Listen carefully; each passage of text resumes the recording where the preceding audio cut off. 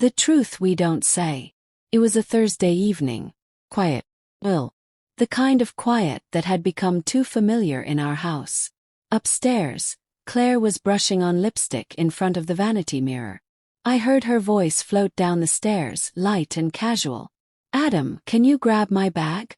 I think I left my lip balm in the side pocket."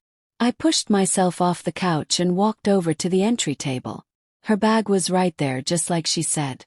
I unzipped the side pocket. Phone charger. Then my fingers brushed against something unexpected. Folded paper. I opened it without thinking. A receipt from the Evergreen Hotel Lounge. Dated last Friday. Time: 9:47 p.m. 2 cocktails. 1 charcuterie board. But last Friday night, Claire told me she had a Zoom meeting at her colleague's apartment. Said the Wi-Fi at our place kept cutting out. I stared at the slip of paper for a few seconds. Then I folded it, slid it back in, and zipped the bag. A minute later she came downstairs in tight jeans and a black blouse. Red lipstick I hadn't seen in years. "Might be late," she said, grabbing her bag. "Mel's birthday." He nodded. She left without waiting for a reply. I didn't confront her. That's not who I am. I just made a mental note. Evergreen Hotel. Friday night. 9:47 p.m. Over the next few days I watched. Not accusing. Just observing. Claire was a woman of routine. Same breakfast every day. Same routes. Same evening questions. "How was your day?" But that rhythm. It had started to shift. Wednesday night I made spaghetti. Called out to her. "Want Parmesan?" No response. She was curled up on the couch, laughing at something on her phone. "Parmesan," I repeated. "What?" She blinked. "Oh, well. Not hungry."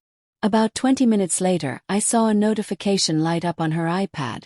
A sushi delivery confirmation. I didn't say anything. Thursday morning she left early. Said she had a client meeting at 8 a.m.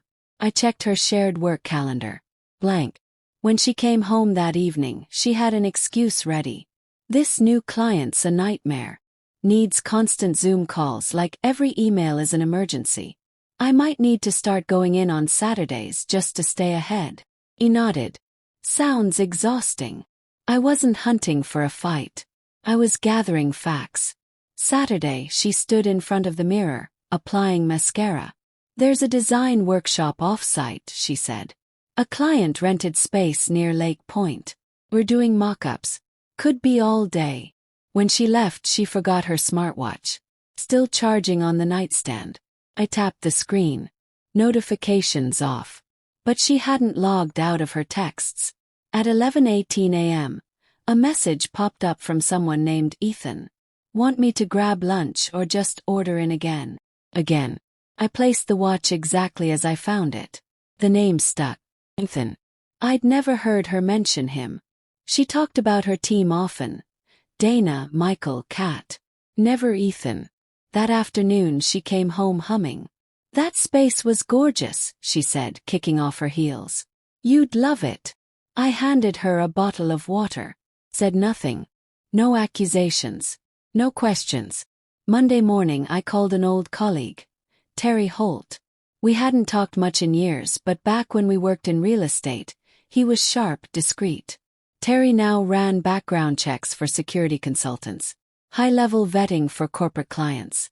I didn't need drama. Just clarity. "Terry, I think my wife's lying to me. I've got a name, Ethan, and a hotel receipt from a night she was supposedly somewhere else." He didn't pry.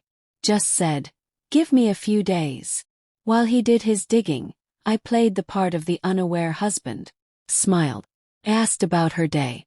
She gave me the usual stories. Only now they didn't quite line up. Her eyes flicked to her phone more often. Her words felt rehearsed. Wednesday night, she told me she had dinner with a client. "You sure you don't want me to tag along?" Yes. She gave a strained laugh. "It's work, Adam. Not a double date." "Right." She left at 7:15. At 8:30, Terry texted.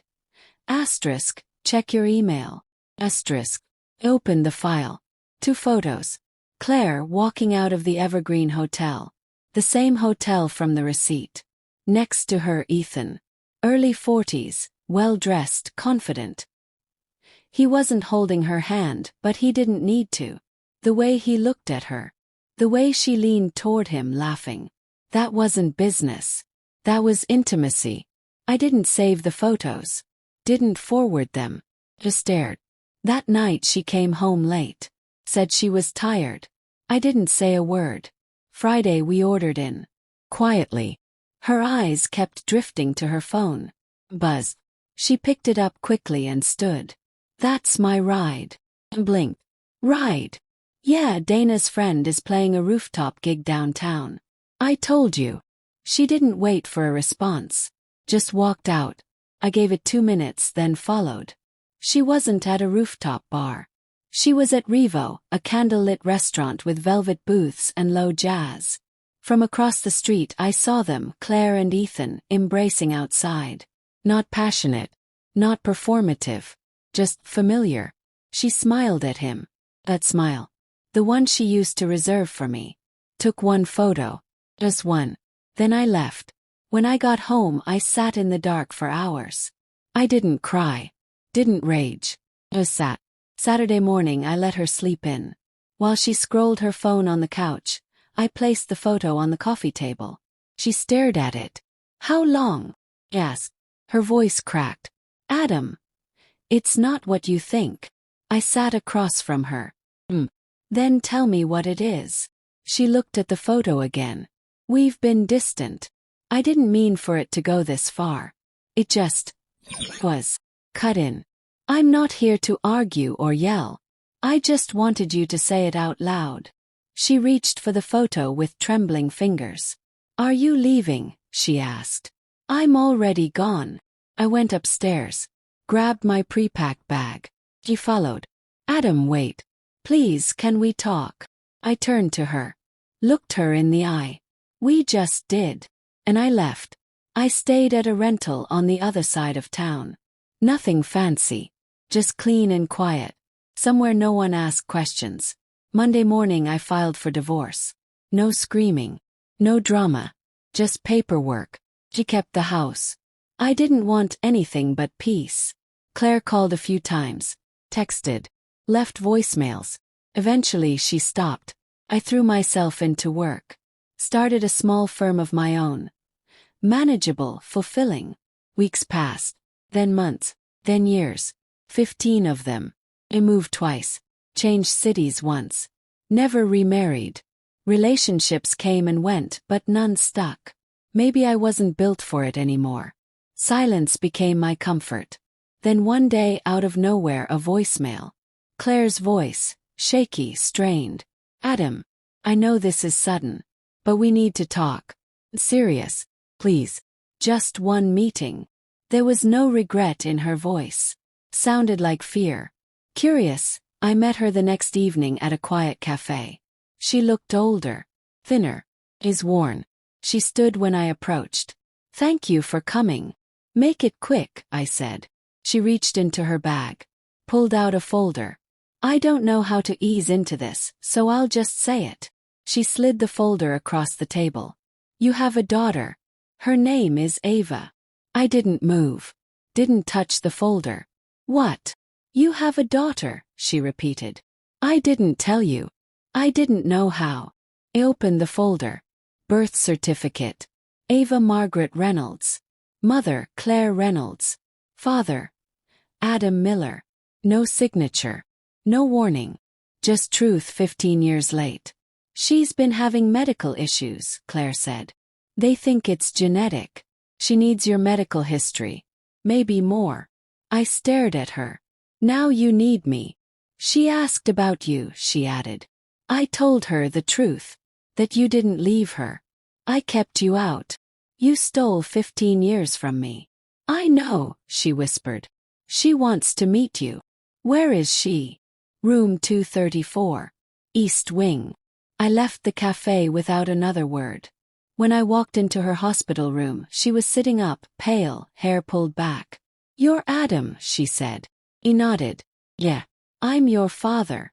She studied me for a long moment. No tears. No hugs. Then she scooted over and motioned to the chair. You can sit if you want. So I did. And we talked. She liked drawing. Hated math. Asked if I liked dogs. Simple things. Real things. When I left that night, Claire was waiting in the hallway. I know I took the choice from you, she said. I don't expect forgiveness. I'm not wasting time on what could have been, I replied. I'm here for her. That's it. Claire nodded and walked away. Eva came home 2 weeks later. Claire got things ready. I found a small place nearby. Not to reclaim the past, but to be part of her future. I scaled down work. Made time. 15 years ago, Claire didn't need me. But Eva did. And that was enough. Not to fix the past. Not to rewrite history. But to show up for what still mattered.